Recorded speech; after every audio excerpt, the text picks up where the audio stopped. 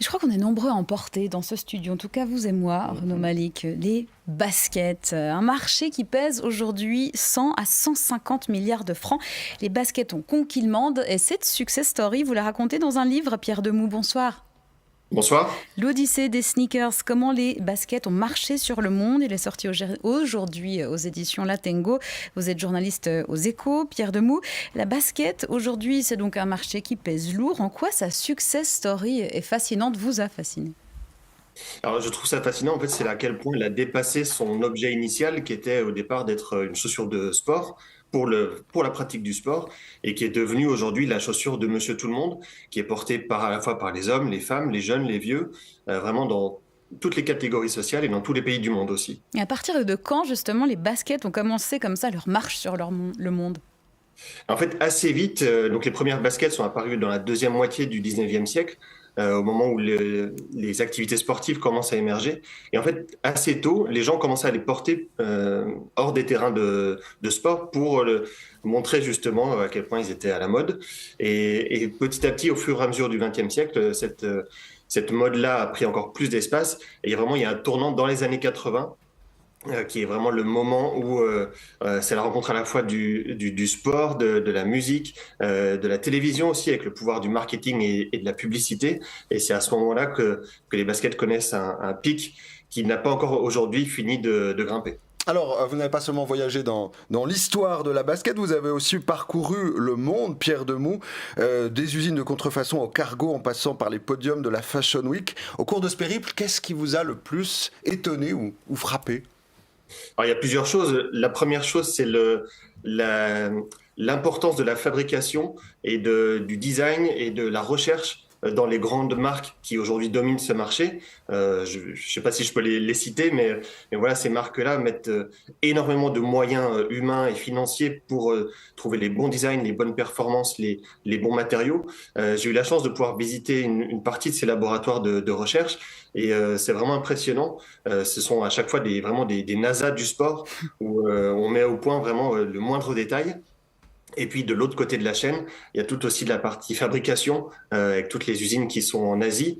La grande majorité des chaussures qu'on porte aujourd'hui en Europe proviennent d'Asie, et avec des usines qui sont gigantesques, mais qui sont des usines où là aussi, dans la plupart des cas, on a un peu l'image parfois de se dire que c'est des produits faits par des enfants, mais non, c'est vraiment des produits très techniques, très, très difficiles à assembler. Donc il y a un vrai savoir-faire, que ce soit en Asie ou en Europe, où une partie de la production commence à revenir un petit peu. Donc un savoir-faire technologique pour nos baskets, nos semelles. Mais la basket, c'est aussi une histoire de rivalité, notamment dans une ville allemande, hein. Oui, alors je suis désolé, j'ai un très mauvais accent germanique, donc je ne vais pas m'aventurer, mais c'est une petite ville de Bavière qui s'appelle Herzogenaurach, où sont nés deux des plus grands groupes de basket actuels, Adidas et Puma. Et cette histoire, elle est vraiment fantastique et un peu triste aussi, parce qu'au départ, ce sont deux frères qui se sont unis pour créer cette société de chaussures de sport, qui ont brillé assez vite dans les années 20 et dès les Jeux de Berlin en 1936, et puis qui se sont séparés, qui sont vraiment brouillés à mort, ils se sont plus jamais reparlé alors que leur société marchait très bien. Et l'un a créé Adidas, l'autre a créé Puma, mais tout en restant dans la même ville. Et cette même petite ville a été divisée pendant quasiment un demi-siècle entre le camp Adidas et le camp Puma. Et voilà, les gens ne se mélangeaient pas. C'était très mal vu de fréquenter les uns quand on était travaillé chez les autres. Et c'était vraiment une aventure familiale qui a marqué cette petite ville, qui est devenue aujourd'hui le siège de deux des plus grands groupes de sport du monde. Ouais, les deux frères en question, c'était les frères Dassler, dont Adolf Adi Dassler, et je crois qu'ils se sont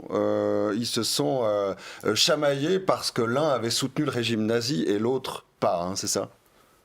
Vous savez, dans ces années-là, tout est un peu gris et effectivement, l'un a été réquisitionné pour la fabrication de matériel pour les nazis, l'autre a été envoyé au front, et de là est née une certaine rancœur, chacun estimant que l'autre essayait de l'évincer, et voilà, ça a créé une rivalité familiale que même leurs enfants, après eux, ont poursuivi, et qui s'est terminé de manière assez étonnante, quasiment au même moment, à la fin des années 80, au moment où les deux sociétés connaissent une passe un petit peu difficile, et sont rachetées, passent à travers différentes phases de haut et de bas, et jusqu'à devenir aujourd'hui des multinationales qui n'ont plus du tout aucun lien avec les familles Dassler originelles. Pierre Demou, certaines baskets se vendent extrêmement cher. Est-ce qu'on fait face à une bulle de la basket aujourd'hui? Alors, on est quasiment sur certains produits dans des marchés de luxe. Et d'ailleurs, ça a été repris par les groupes de luxe avec des prix qui peuvent atteindre les 1000 euros la paire, les 1000 francs suisses la paire assez facilement. Et aujourd'hui, il y a même toute une économie de la revente des modèles très rares avec des sites internet qui permettent de revendre où les prix là aussi s'envolent en fonction de la cote estimé pour telle ou telle paire, selon qui l'a créé, quelle marque l'a développé, avec quel chanteur, avec quel sportif. Donc c'est vraiment devenu une économie à part entière dans l'univers du sport et de la mode et du luxe. Merci beaucoup Pierre Demou. Votre livre L'Odyssée des sneakers, comment les baskets ont marché sur le monde, paraît aujourd'hui aux éditions Latengo. On vous souhaite une bonne soirée. Merci beaucoup.